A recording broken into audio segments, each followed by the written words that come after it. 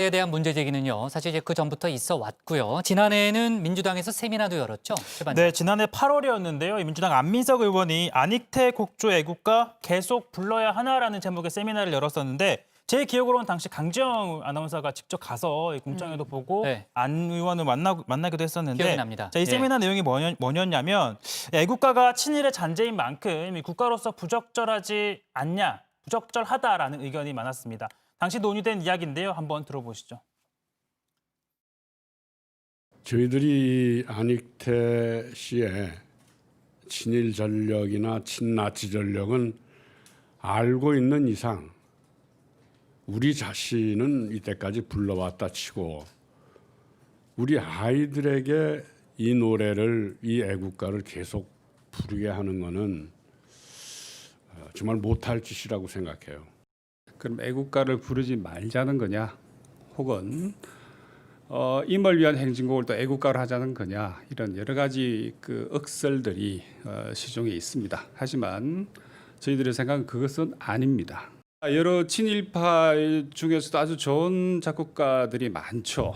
그런데 그분들의 그 음악을 향유하는 것하고 대표적인 국가 상징으로서 안익태 애국가를 부르는 것은 전혀 다른 종류의 일이라고 생각합니다.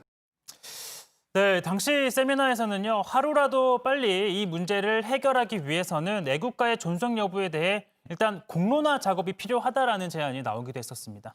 호 반장, 안익태 기념재단에서요. 지금 이런 논란에 대해서 특별히 입장을 낸 건 없어요? 네, 아직까지 따로 입장 표명은 없었고요. 다만 재단 측의 입장을 엿볼 수 있는 인터뷰가 이 기사가 있었어서 이 소개를 잠깐 해드리면 지난해 8월에 했던 인터뷰인데요.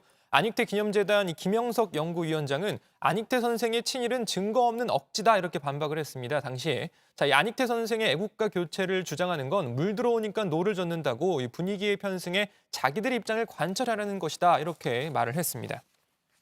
자, 뉴스룸에서도 전해드렸지만요. 안익태 선생이 만주 환상곡을 지휘하는 영상이 이제 어제 공개가 됐잖아요.